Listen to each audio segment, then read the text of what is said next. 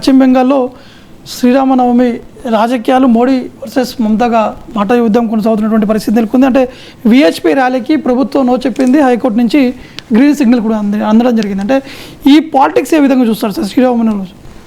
అక్కడ ఏంటంటే మమతా బెనర్జీ రాజకీయాల్లో ఆమె ఎదిగిన తీరు చూస్తే మైనారిటీ ఓటు బ్యాంకును ఆధారంగా చేసుకుని ఆమె లెఫ్ట్ ప్రభుత్వంపై కూడా పోరాడింది. 25% దాకా ముస్లిం ఓటర్స్ ఉంటారు. సో ఈ ముస్లిం అపీజ్మెంట్ పాలిటిక్స్ అంటారు, అంటే మైనారిటీల సంతుష్టీకరణ రాజకీయాలు, బుజ్జగింపు రాజకీయాల్లో మమతా బెనర్జీ ఆరుతేరారు. సో లెఫ్ట్ వర్సెస్ మమతా ఉన్నప్పుడు ఆమె ముస్లిం అపీజ్మెంట్ పాలిటిక్స్కి ఇబ్బంది రాలేదు. ఎందుకంటే లెఫ్ట్ దానికి కౌంటర్గా మెజారిటీ మత భావాలని రెచ్చగొట్టదు.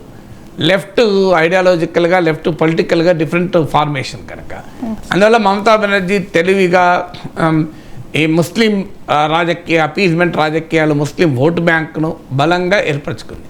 కానీ ఎప్పుడైతే లెఫ్ట్ బలహీనపడి ఆ ప్లేస్లో బీజేపీ ఎమర్జ్ అయిందో ముస్లిం అపీజ్మెంట్ పాలిటిక్స్కు పెద్ద కౌంటర్ వచ్చింది బీజేపీ రూపంలో. బీజేపీ ఏంటంటే అగ్రెసివ్ హిందూ కన్సాలిడేషన్ మొదలుపెట్టింది. సో మమతా బెనర్జీ ముస్లిం అపీజ్మెంట్ పాలిటిక్స్ కూడా బీజేపీ పెరగడానికి స్కోప్ దోదం చేశాయి. సో అప్పుడు బీజేపీ హిందూ మనోభావాలని రెచ్చగొట్టి ఓట్లు తెచ్చుకునే ప్రయత్నం. దీంతో ఆమె మళ్ళీ రివర్స్ వచ్చి నేను కూడా జై శ్రీరామ్ అంటాం, I'm more Hindu than anybody అని మొదలుపెట్టారు. సో అందువల్ల it is a competitive religiosity. రెండు పార్టీలకు కూడా రాజకీయాల కోసం కాంపిటేటివ్ పొలిటికల్ రిలీజియాసిటీని డెమాన్స్ట్రేట్ చేయడం మొదలుపెట్టారు.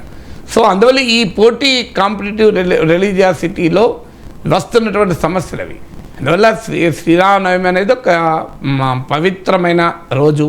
ఈరోజు శ్రీరామనవమి నిజంగా దేశంలో ధర్మ ప్రతిష్టాపన చేసిన ఒక మహనీయుడు సంబంధించినటువంటి జన్మదినం అది.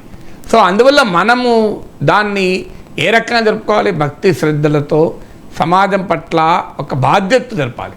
అన్ఫార్చునేట్లీ దీన్ని ఒక రాజకీయ సమీకరణకు ఆయుధంగా మలుచుకుంటే రాములవారు కూడా క్షమించరు, రాములవారు కూడా అంగీకరించరు. ఎందుకంటే రాములవారు గొప్ప శాంతమూర్తి.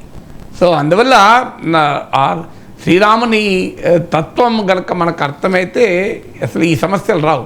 కానీ రాజకీయాల్లో కావాల్సిన తత్వాలు వేరే ఉంటాయి కదా.